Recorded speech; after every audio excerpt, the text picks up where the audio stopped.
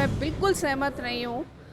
आज की तारीख में मुझे एक यादव का नाम बता दीजिए जो किसी बलात्कार या किसी रेप केस में यादव है। वो भले ही आपस में लड़ लेंगे, झगड़ लेंगे, वो चीज़ अलग, लेकिन कभी भी शर्मसार करने वाली कोई बात नहीं करती। जब कुमाऊँ रेजिमेंट है, जाट रेजिमेंट है, बिहार रेजिमेंट है, आपकी सिखलाई है, जैकलाई है, बहुत सारी ऐसी रेजिमेंट हैं जो सबकी जातियों के नाम पे हैं, लेकिन हमारी अही रेजिमेंट नहीं है। उसी पे हम लड़ाई कर रहे हैं। मैं भी उसमें शामिल हूँ क्योंकि मेरे पति फौज से हैं।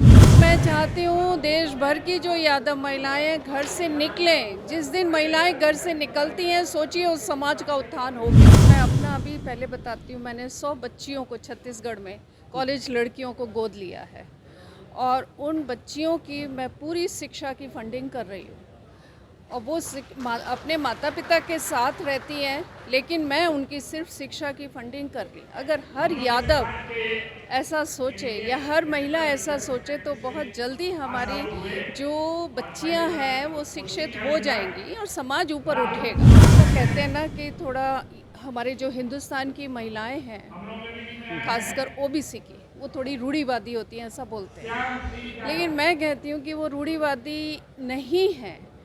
उनको कहते हैं कि हर महिला ये कहती है कि मैं पुरुष से कंधा मिलाकर चलना चाहती हूँ, लेकिन जब चलने की बारी आती है फिर वो पति से 2 कदम पीछे चलती हैं। तो ऐसा क्यों है? तो मेरा कहना ये है कि भाई वो पति के से 2 कदम पीछे इसलिए चलती हैं कि जिस दिन उनके पति के कदम लड़खड़ाएंगे तो वो उनका हौसला अफजाई करेंगी, उनका सहारा। शिक्षा ही सबसे बड़ा हथियार होता है, spine of the country. I would say कि अगर हमारे जो देश की है आबादी है वो शिक्षा में बहुत पीछे है। इसीलिए मतलब देश का जो उत्थान है वो स्लो हो रहा है।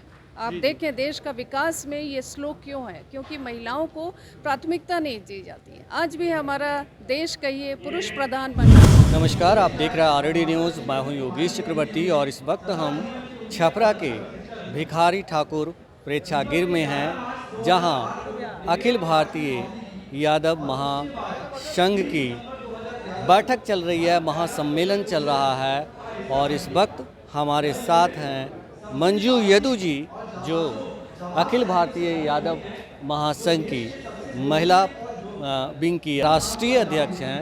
आइए हम इनसे बात करते हैं। मंजू जी, ये बताएं कि आप यादव महासंघ की महिला विंग की राष्ट्रीय अध्यक्ष हैं, लेकिन आपसे मेरा पहला सवाल यही है कि महिलाओं की उपस्थिति बहुत कम है। मैम, अभी महिलाएं थोड़ा जागरूक हो रही हैं और थोड़ा समय भी कम था तो इसलिए वो उतना नहीं आ पाई हैं और वर्किंग डे था। ये 2-3 कारण हैं तो नहीं आ पाए और मैं इसका जिम्मेदार ना, थोड़े हमारे पुरुष भाई हैं जो निकलने नहीं देते महिलाओं को घर से, तो ये भी एक कारण है। पर जैसे जैसे जागरूकता बढ़ेगी शामिल होंगी हमारी महिलाएं। यादवों की जनसंख्या कहा जाता है कि पूरे भारतवर्ष में है और हर राज्य में यादव हैं और बिहार में तो 14% हैं आप लोग। तो 14% में हम देख रहे हैं कि यहाँ महिलाओं की भागीदारी बिल्कुल शून्य की तरह है। तो यादव भाई से आप जो बताए कि हमारे पुरुष भाई हैं, उनसे क्या कहना चाहेंगे आप? मैं बोलना चाहती थी, पूरे माइक पे बताना चाहती थी कि आप लोग जब भी आते हैं ऐसी सभाओं में अकेले आते हैं, महिलाओं को क्यों नहीं लाते? मैंने महिलाओं से इस विषय में भी बात करी तो उन्होंने यही कहा कि हमारे हस्बैंड बोलते हैं कि तुम घर में ही अभी काम संभालो और मैं मीटिंग में जा रहा हूँ और वहाँ पे क्या हुआ मैं आके बताऊँगा। तो इसलिए वो महिला बेचारी घर में रह जाती है, ये कारण है। और फिर आप कहाँ से हैं? मैं छत्तीसगढ़ रायपुर। तो छत्तीसगढ़ रायपुर से आप चली आई बिहार, और मतलब बिहार में महिलाओं की उपस्थिति नहीं है। और हम ये जानना चाहेंगे कि छत्तीसगढ़ से चल के आप यहाँ आई हैं, तो बिहार की महिलाओं को कुछ बोलना चाहती हैं, कोई संदेश देना चाहती हैं, या देश भर की यादव समाज की महिलाओं को आप कुछ कहना चाहती हैं? बिल्कुल, मैं चाहती हूँ देश भर की जो यादव महिलाएं घर से निकलें। जिस दिन महिलाएं घर से निकलती हैं, सोचिए उस समाज का उत्थान हो गया। क्योंकि महिला की जो आबादी है, देखिए 50% 48% जो भी है, तो उसमें यदि महिलाएं हर जगह प्रतिभागी होंगी तभी तो पता चलेगा कि उनका उत्थान हो रहा है, उनको जागरूकता हो रही है, उनकी एजुकेशन है, या जो कमियां हैं वो भी बताएं तो उन पे चर्चा हो सके, उन पे सही डिसीजन ले सके, हम समस्या का समाधान कर सकें। तो महिलाओं का निकलना बहुत ज़रूरी है और मैं इसमें 50% पुरुषों की जिम्मेदारी समझती हूँ कि उनको निकालना चाहिए, मैं उनको मोटिवेट करना चाहिए। हम लोग तो मोटिवेट करते हैं, लेकिन उनको भी करना चाहिए कि जिस घर से महिला निकल जाती, सोचिए उस घर का उत्थान हो जाता। क्यों? क्योंकि वो 4 जगह देखती है, सीखती है, आगे बढ़ने की हिम्मत आती है उसमें। नहीं तो वो घर की 4 दीवारी में ही बंद रह जाती है और सारी जीवन उसका लगता है उसको कि ये मेरा घर का कामकाज ही मेरा यही है बस लाइफ में। जितनी बड़ी आबादी है आप लोगों की, जनसंख्या है जितनी बड़ी, निरक्षरता भी उतनी ही बड़ी है, शिक्षा का अभाव भी उतना ही ज़्यादा है, महिलाओं में तो और ज़्यादा है। तो मैं आपसे ये जानना चाहता हूँ कि महिलाओं को शिक्षित करने के लिए आपकी तरफ से कोई पहल की गई है? देखिए, मैं अपना अभी पहले बताती हूँ। मैंने 100 बच्चियों को छत्तीसगढ़ में, कॉलेज लड़कियों को गोद लिया है और उन बच्चियों की मैं पूरी शिक्षा की फंडिंग कर रही हूँ और वो अपने माता पिता के साथ रहती हैं, लेकिन मैं उनकी सिर्फ शिक्षा की फंडिंग कर रही। अगर हर यादव ऐसा सोचे या हर महिला ऐसा सोचे तो बहुत जल्दी हमारी जो बच्चियां हैं वो शिक्षित हो जाएंगी और समाज ऊपर उठेगा। शिक्षा ही सबसे बड़ा हथियार होता है, spine of the country I would say, कि अगर हमारे जो देश की है आबादी है वो शिक्षा में बहुत पीछे है, बहुत पीछे है। इसीलिए मतलब देश का जो उत्थान है वो स्लो हो रहा है।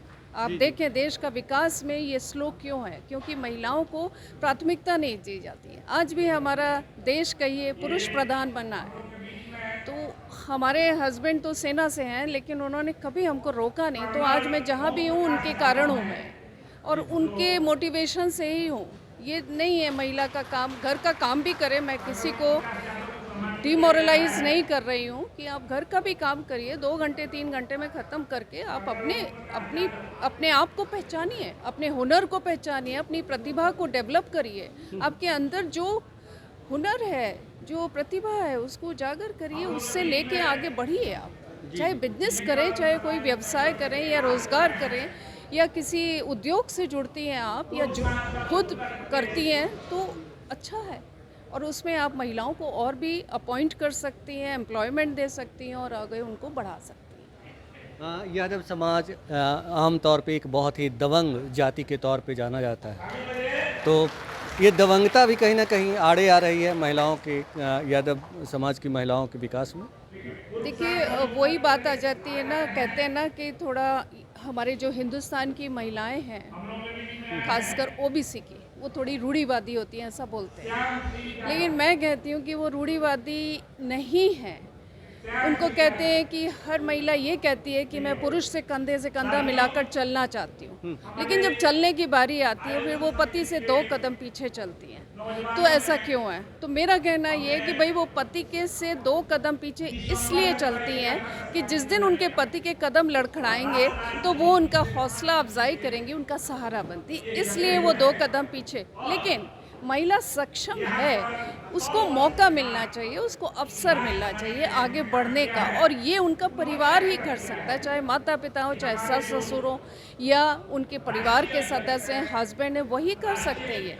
जी जी जी। डॉक्टर लोहिया कहते थे कि मतलब जो महिलाएं हैं उनको माता सीता नहीं द्रौपदी बनने की ज़रूरत है, लेकिन आप कह रही हैं कि पीछे से सहारे के लिए वो पीछे चलती हैं। तो हम ये जानना चाहते हैं कि यादव समुदाय में आप महिलाओं को जो पीछे चलने की बात कर रहे हैं, फिर बराबरी की भी बात कर रहे हैं, तो वो कैसे मिलेगा?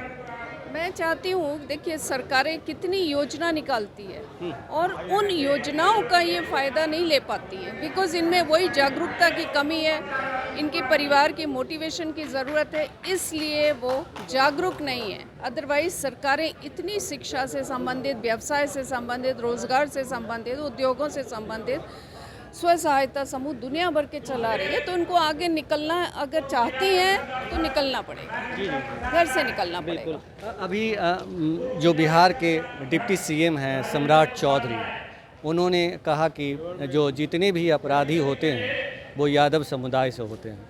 क्या कहेंगे आप इस पर? नहीं, मैं बिल्कुल सहमत नहीं हूँ।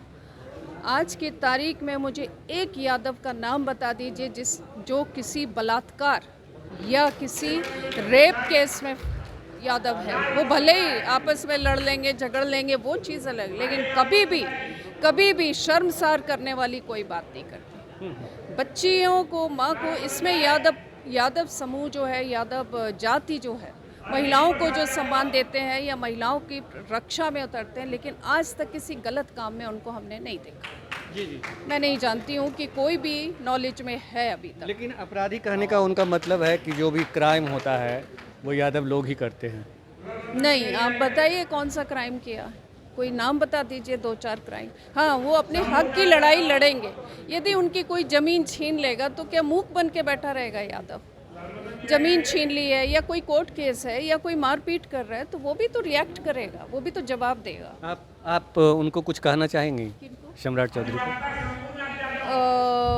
जो आपके यहाँ के जो यहाँ है डिप्टी चीफ मिनिस्टर हैं, मेरी उनसे यही गुजारिश है कि देखिए, बिना तथ्यों के या बिना सबूतों के किसी भी बात पे हमें बयान रखने से पहले थोड़ा सोच समझ लेना चाहिए। मेरी गुजारिश यही है उनसे कि सोच समझ के कहीं। यादव जहाँ तक मुझे नहीं लगता ऐसा कोई अपराध किया है जिससे देश को या शर्मसार होना पड़े। और जहाँ तक आप देखें, यादवों का योगदान सबसे लड़ाकू कौम है और देश की रक्षा में सबसे आगे है यादव। और इसीलिए इतनी बलिदानी, इतनी कुर्बानियाँ उन्होंने दी हैं। उसी के लिए हम बोल रहे हैं कि हमको भी अपनी पहचान चाहिए। अहीर रेजिमेंट हमको भी चाहिए। जब सारी जातियों की रेजिमेंट है तो हमारी अहीर रेजिमेंट क्यों नहीं? यही मुद्दा के लिए ये मीटिंग हो रही है।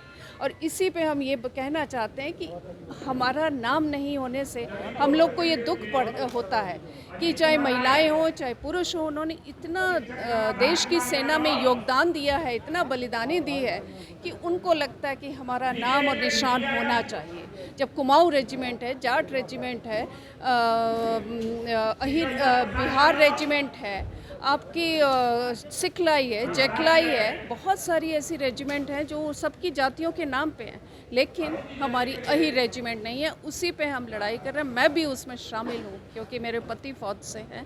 जी। और ब्रिगेडियर के पद से। अहीर रेजिमेंट की मांग आप लोग बहुत लंबे अरसे से कर रहे हैं, बावजूद इसके सरकार के कानों पे जू नहीं रेंग रही।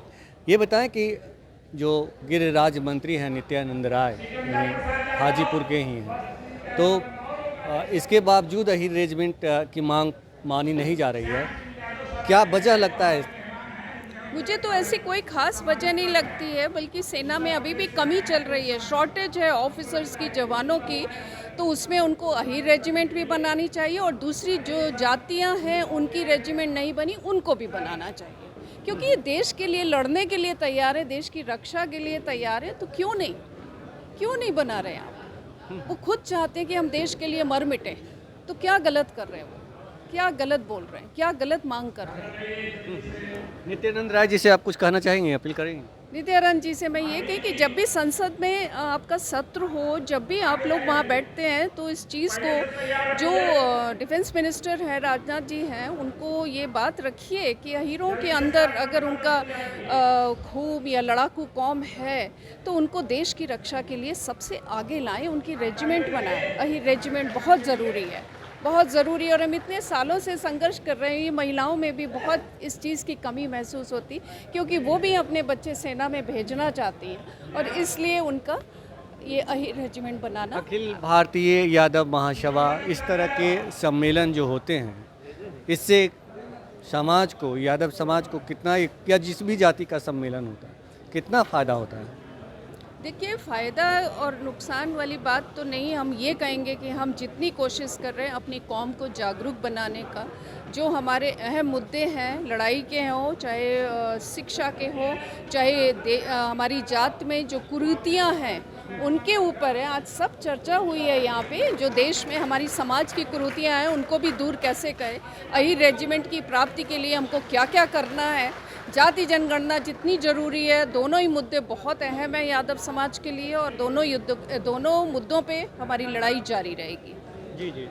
और मंजू यदु जी, जैसा कि आपने बताया कि मैं 100 लड़कियों को छत्तीसगढ़ में पढ़ा रही हूँ, अपने फट से गोद लिया है आपने, फंडिंग कर तो क्या इसको आप देश भर में भी विस्तार करना चाहती हैं या कुछ ऐसी योजना है आपकी? मैं छत्तीसगढ़ के लिए इसलिए कर रही हूँ, मैं वहाँ बिलोंग करती हूँ, और दूसरा वहाँ पे थोड़ी गरीबी रेखा के नीचे है बहुत यादव समाज, इसलिए मैं छत्तीसगढ़ में मैंने इस मुहिम को शुरू किया है। और मैं चाहती हूँ कि हर महिला प्रदेश अध्यक्ष जो भी हो, चाहे वो बिहार हो, झारखंड हो, अगर 100 बच्चियों को हर महिला गोद ले ले तो एक महिला दूसरी महिला की मदद ही कर रही है। इसको बोलते हैं वुमेनहुड। तो वुमेनहुड बहुत ज़रूरी है कि चाहे वो रोज़गार हो और व्यवसाय हो, उद्योग हो, महिला महिला को जोड़ सकती है, महिला महिला को जागरूक कर सकती है, महिला महिला को साथ लेके चल सकती है। और जब ये हो जाएगा तो महिलाएं ऊपर उठी जाएंगी, कोई दिक्कत नहीं। से बात करने के लिए आपका बहुत शुक्रिया।